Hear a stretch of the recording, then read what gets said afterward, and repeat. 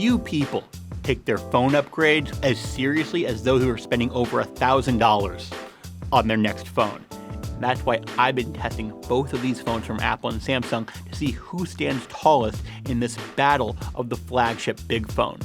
The year is 2024. Googling kind of gotten a little staid. That's where Samsung and Google have actually come in to make it kind of interesting with a new trick called Circle to Search. On the phone, you hold down the little circle navigation button. Then you take your S Pen or your finger, you draw it around it, and wouldn't you know, the search results show that album I was curious about, yeah, they found it. It's the drumless version of Daft Punk's Random Access Memories. And that works for a lot of stuff. I saw some photo, it was in an article about a startup. I'm like, that little stool is kind of cool. I wonder what happens if I circle it. I found it, and I learned it's way out of my price range. So really nifty trick, and gotta give it up to Samsung and Google for this. Each phone, predictably, has their own special weapon that the other one doesn't have. The S24 Ultra, for example, keeps it stylish, or should I say, stylus. The S Pen is Samsung's way of letting you, write and draw and do all sorts of stuff. The thing is, though, I haven't gotten myself to actually regularly use the S Pen. iPhone 15 Pro Max, remember where the mute switch used to be? That's now the action button. They let you have a little button that you can customize. You can actually map it to a shortcut. It's a novel idea, but my muscle memory is still wrapped around using the little shortcuts down here for flashlight and camera. So these are both really cool ways to use your iPhone or S24 Ultra, but I can't say for sure whether either of them is truly a game changer yet. Let's talk about the cases, the actual chassis of both of these phones. Titanium. This is titanium on everywhere but its nice little screen. Over on Apple, you have a nice titanium rim. It's a brushed titanium. It has a good touch, good feel to it, but that's glass. I gotta say, as the owner of this phone, I'm a little bit jealous when I see how titanium-y the S24 Ultra is. We gotta talk about the A17 Pro chips in the iPhone 15 Pro lineup versus the Qualcomm 8 Gen 3 for Galaxy. First of all, no disrespect to either chip. The S24 Ultra's Qualcomm chip, didn't see any problems with it in my testing. The difference really does show up, though, on the kind of games you can get on these phones. While the S24 Ultra has all the mobile games you expect, the iPhone 15 Pro and Pro Max can run the likes of Resident Evil 4. That's a console game. It's pretty impressive what Apple's pulling off here. We're going to talk about smartphone cameras now, which is a pretty complicated conversation. These phones, the iPhone 15 Pro Max and the Galaxy S24 Ultra, have incredibly similar cameras. I mean, there are differences, but it really takes a lot of time and a close eye to see the real differences between the photos that they take. Lucky for y'all, I like taking photos. Let's get down to business. And I went over to the buildings of Soho, and I was doing the oxidized copper, that little mint green that's on the rooftops. I was taking photos where I was seeing how accurate that tone was represented on these cameras. It's a really interesting test of how the phone can reproduce color.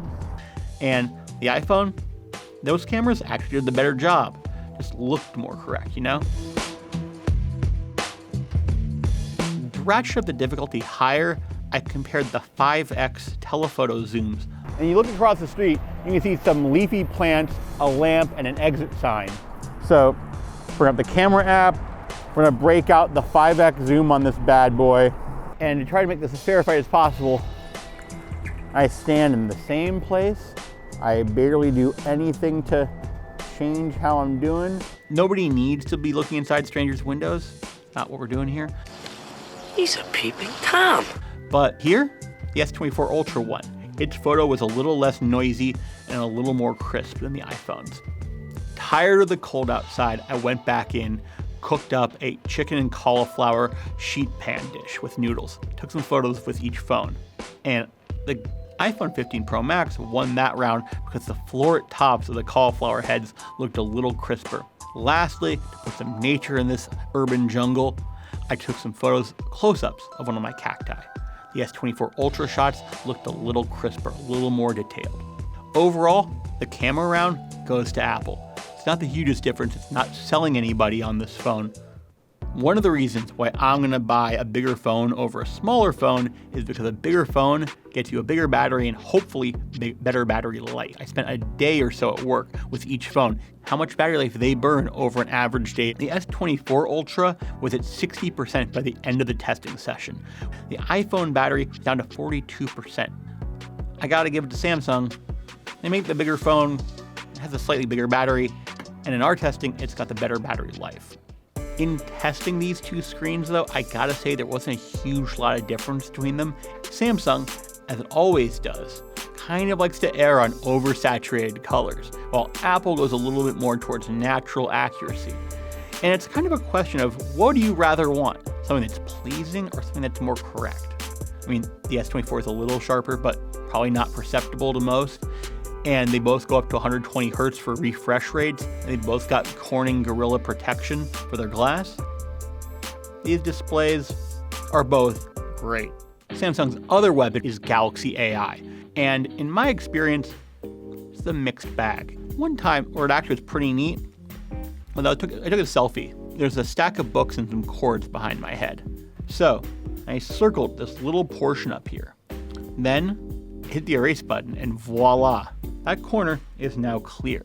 I gotta say, this is pretty impressive. Again, we're having fun with Galaxy AI, and I wonder what if that umbrella was massively sized. And now I'm gonna circle just the umbrella.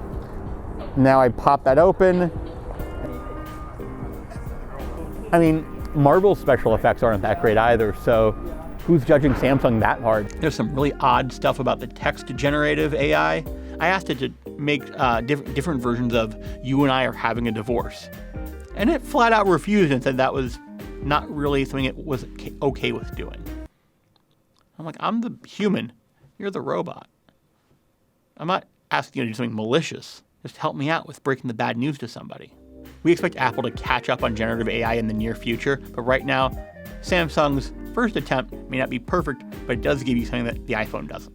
Samsung and Apple have both made really good, really big, really expensive phones that don't have enough knocks against either of them for me to actually say this is the clear winner. Samsung's done enough with the S24 Ultra that this Apple user is a little green with envy. While over on Apple, they've got performance and size options, things you're not getting as much of over on the Samsung.